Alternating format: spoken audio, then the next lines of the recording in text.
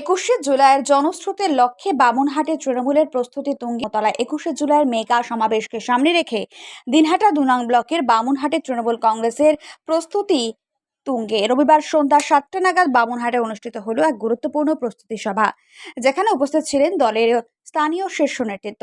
এদিনের সভায় প্রধানত উপস্থিত ছিলেন দিনহাটা 2 নম্বর ব্লক তৃণমূল কংগ্রেসের সভাপতি দীপক কুমার ভট্টাচার্য, তার সঙ্গে ছিলেন বামুনহাট 1 নম্বর অঞ্চল তৃণমূল কংগ্রেস সভাপতি তাপস ঘোষ, গ্রাম পঞ্চায়েত প্রধান নমিতা বর্মন সহ সমস্ত স্তরের নেতৃত্ববৃন্দ এবং স্থানীয় পঞ্চায়েত সদস্য জনপ্রতিনিধিরা। সভার মূল উদ্দেশ্য ছিল 21শে জুলাই কলকাতার ধর্মতলায় আয়োজিত তৃণমূলের ঐতিহাসিক শহীদ দিবসের সমাবেশকে সর্বাত্মকভাবে সফল করা। সভায় বক্তারা 21শে জুলাইয়ের গুরুত্ব তুলে ধরে বলেন, এই দিনটি তৃণমূল কংগ্রেসের আত্মবলিদান এবং সংগ্রামের প্রতীক, তাই এই বছরও সমাবেশকে জনস্রোতে পরিণত করতে হবে। দীপক ভট্টাচার্য কর্মীদের উদ্দেশ্যে বার্তা দেন, ব্লক এবং অঞ্চল স্তরের প্রতিটি কর্মীকে ঐক্যবদ্ধভাবে কাজ করে বামুনহাট থেকে উল্লেখযোগ্যভাবে সংখ্যক মানুষকে ধর্মতলা সমাবেশে নিয়ে যেতে হবে।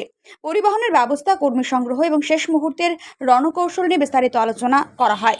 দলীয় নেতৃত্ব আশা প্রকাশ করেন, বামুনহাট থেকে এবারও রেকর্ড সংখ্যক মানুষ ধর্মতলা শহীদ বেদিতে শ্রদ্ধা জানাতে পৌঁছবেন। এই প্রস্তুতি সভা প্রমাণ করে যায় যে 21শে জুলাই সমাবেশকে সফল করতে তৃণমূল কংগ্রেস ইতিমধ্যে কোমর বেঁধে নেমে পড়েছে এবং রাজ্য জুড়ে চলছে জোর কদমে প্রস্তুতি। অনেকেই জানেন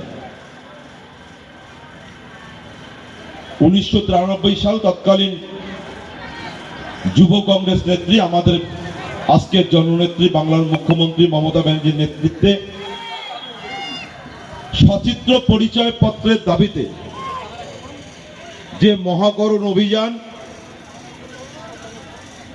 তৎকালীন মুখ্যমন্ত্রী জ্যোতি বসু এবং পুলিশ মন্ত্রী বুদ্ধদেব ভট্টাচার্য মহাকরণের সেই দিনের শান্তিপূর্ণ মিছিল দেখে বামফ্রন্টের দুই নেতা ভয়ে কুঁকড়ে গিয়েছিল। জননেত্রীর ডাকে বিভিন্ন প্রান্ত থেকে যখন হাজার হাজার যুব কংগ্রেস কর্মী মিছিল করে মহাকরণের দিকে এগিয়ে যাচ্ছিল, ঠিক সেই সময়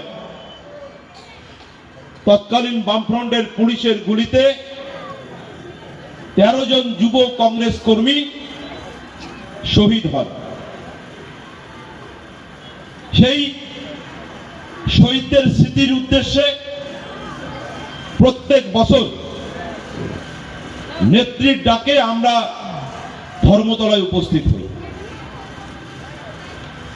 আমাদের ভুলে গেলে চলবে না, সেদিন যে 13 জন যুব কংগ্রেস কর্মী আমাদের নেত্রীর সহযোদ্ধা শহীদ হয়েছিলেন, তাদের রক্ত ব্যর্থ হয়নি।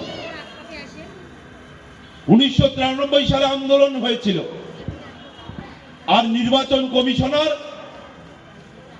2 বছরের মধ্যে সিদ্ধান্ত নিতে বাধ্য হয়েছিল যে ভারতবর্ষের সমস্ত ভোটারকে সচিত্র পরিচয় পত্র, ভোটার কার্ড এটা দিতে হবে।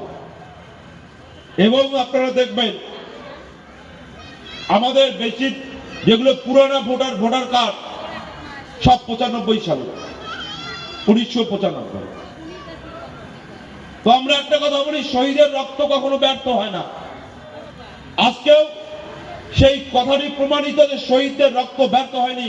শহীদদের রক্তের বিনিময়ে হলেও আমরা সচিত্র পরিচয় পত্র পেয়েছি, যার মাধ্যমে আজকে আমরা নিজেদের ভোটাধিকার প্রয়োগ করতে পারছি। আর এই ভোটার কার্ডের মধ্য দিয়ে তৎকালীন বামফ্রন্টের যে ভোটার কারচুপি, একজনের ভোট আর একজন দিয়ে দেওয়া, আজকে সেটা কিন্তু বন্ধ করতে পেরেছি আমরা। আজকে নিজের ভোট মানুষ নিজে গিয়ে বুথে গিয়ে নিজের ভোট নিজে দিচ্ছে। আপনাদের হয়তো মনে হতে পারে যে আজকে এত বছর পরেও এই 21শে জুলাইয়ের তাৎপর্য কি? এমনিতেই আমাদের এটা 2026 সালে বিধানসভা নির্বাচনের আগে শেষ 21শে জুলাই।